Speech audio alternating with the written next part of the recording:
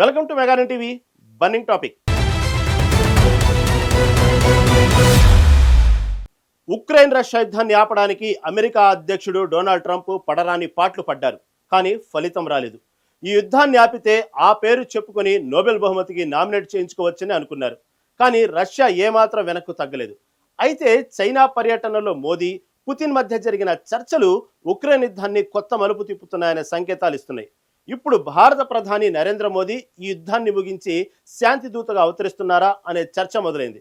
అదే నిజమైతే ట్రంప్కు కాదు మోదీకి నోబెల్ బహుమతి ఇవ్వాలనే మాట వినిపిస్తుందని అంటున్నారు. అసలు ట్రంప్కు సాధ్యం కానిది మోదీకి ఎందుకు సాధ్యమవుతుంది? ట్రంప్ కంటే మోదీ ఏ విషయంలో మేలు? పుతిన్ మనస్సు మార్చడం మోదీకే సాధ్యమా? ట్రంప్కు లేని ఒక అడ్వాంటేజ్ మోదీకి ఉంది. అదేంటి తెలుసుకోవాలంటే ఈ స్టోరీ చూడాల్సిందే.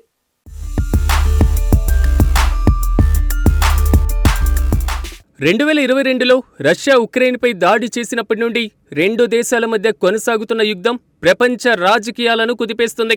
ఈ యుద్ధం వల్ల ఉక్రెయిన్లో వేలాది మంది మరణించారు, లక్షలాది మంది నిరాశ్రయులయ్యారు. ఈ యుద్ధాన్ని ఆపడానికి అమెరికా, ఐరోపా సహా అనేక దేశాలు ప్రయత్నించాయి. కానీ ఫలితం రాలేదు. రష్యా అధ్యక్షుడు పుతిన్కు అనేకసార్లు ఫోన్ చేశారు, నేరుగా సమావేశమయ్యారు. అయినా యుద్ధాన్ని ఆపలేకపోయారు. అయితే ఇప్పుడు భారత ప్రధానమంత్రి నరేంద్ర మోదీ ఈ యుద్ధాన్ని ముగించే శాంతి దూతగా మారుతున్నారన్న మాట వినిపిస్తుంది. 2024 ఆగస్టులో మోదీ ఉక్రెయిన్లో పర్యటించి ఆ దేశ అధ్యక్షుడు జెలెన్స్కీతో చర్చలు జరిపారు. ఈ సందర్భంగా మోదీ తాము యుద్ధం నుంచి దూరంగా ఉన్నాం, కానీ శాంతి కోసం నిలబడతామని స్పష్టం చేశారు. జెలెన్స్కీ మోదీ పర్యటన చారిత్రాత్మకమని కొనియాడారు. భారత శాంతి ప్రయత్నాలకు మద్దతు ఇవ్వాలని కోరారు. ఇటు రష్యాతో భారత్కు దశాబ్దాలుగా ఉన్న స్నేహం, పుతిన్తో మోదీకి ఉన్న వ్యక్తిగత సంబంధం కూడా ఈ యుద్ధాన్ని ముగించడంలో భారత్కు ప్రత్యేక స్థానం ఇస్తుంది.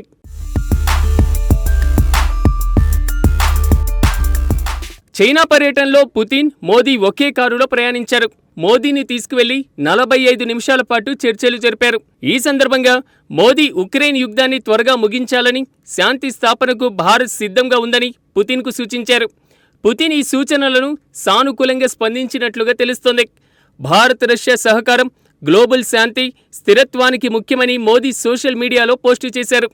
పుతిన్ అమెరికా ఒత్తిడికి లొంగకపోవచ్చు, కానీ మోదీ సూచనలను గౌరవించే అవకాశముందని విశ్లేషకులు అంటున్నారు.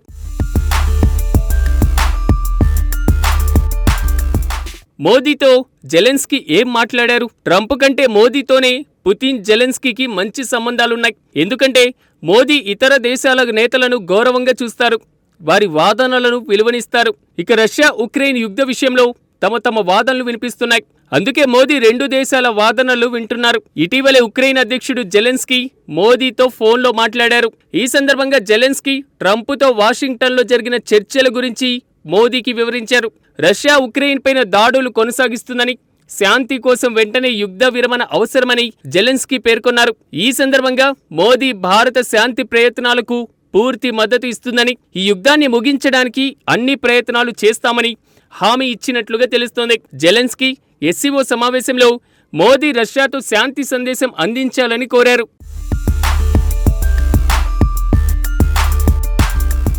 ట్రంప్ ఉక్రెయిన్ రష్యా యుద్ధాన్ని ముగించడానికి రష్యా అధ్యక్షుడు పుతిన్తో అలాస్కాలో సమావేశమయ్యారు. ఈ చర్చలలో ట్రంప్ పూర్తి శాంతి ఒప్పందం కోసం పట్టుబట్టారు. కానీ పుతిన్ ఎలాంటి హామీ ఇవ్వకపోవడంతో ఈ ప్రయత్నాలు విఫలమయ్యాయి. ఆ తర్వాత రష్యా ఉక్రెయిన్ పైన అనేక దాడులు చేసింది. జెలెన్స్కీ, పుతిన్ మధ్య ద్వైపాక్షిక చర్చలు ఉంటాయని ట్రంప్ ప్రకటించారు. కానీ ఆ సమావేశం కూడా జరగలేదు. దీంతో ఇక రష్యా ఉక్రెయిన్ యుద్ధం ఇప్పట్లో ముగిసేలా లేదని అందరూ అనుకున్నారు. అలాంటి సమయంలో మోదీ మధ్యవర్తిత్వం ఫలిస్తుందనే మాట వినిపిస్తుంది.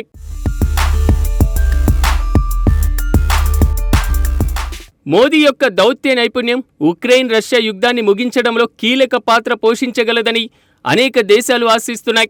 భారత్ రష్యాతో దశాబ్దాల స్నేహం, ఉక్రెయిన్తో ఇటీవలే బలపడిన సంబంధాలు మోదీని ఒక సమన్వయకర్తగా మార్చాయి. 2024లో మోదీ ఉక్రెయిన్ సందర్శన, జెలెన్స్కీతో చర్చలు, రష్యాతో సన్నిహిత సంబంధాలు భారత్ను శాంతి చర్చలకు మధ్యవర్తిగా నిలిపాయి. ఉక్రెయిన్ శాంతి ప్రతిపాదనలు, రష్యా ఆంక్షల మధ్య సమతుల్యత సాధించడం మోదీకి పెద్ద సవాల్. అయితే శాంతి ద్వారా పరిష్కారం, యుద్ధం ద్వారా కాదు అనేటువంటిది మోదీ సూత్రం. రెండు దేశాలకు ఆమోదయోగ్యంగా ఉంది. ఒకవేళ మోదీ ఆధ్వర్యంలో ఉక్రెయిన్ రష్యా మధ్య శాంతి ఒప్పందం కుదిరితే ట్రంప్కు పెద్ద షాక్ అనే చెప్పాలి.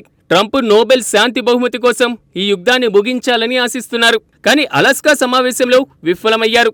మోదీ విజయం సాధిస్తే ట్రంప్ ఒకవైపు ఈ శాంతిని స్వాగతించవచ్చు, ఎందుకంటే అది రష్యా భౌగోళిక రాజకీయ లక్ష్యానికి సహాయపడుతుంది. మరోవైపు ఈ విజయం మోదీకి గ్లోబల్ లీడర్గా గుర్తింపు తెచ్చి ట్రంప్ రాజకీయ ఇమేజ్ను దెబ్బతీసే అవకాశం ఉంది. ట్రంప్ సలహాదారులు ఇప్పటికే భారత్ను మోదీ యుక్తం అని విమర్శించారు. కాబట్టి మోదీ విజయం ట్రంప్ రాజకీయ వైఫల్యాన్ని మరింత ఎక్కువ చేస్తుంది.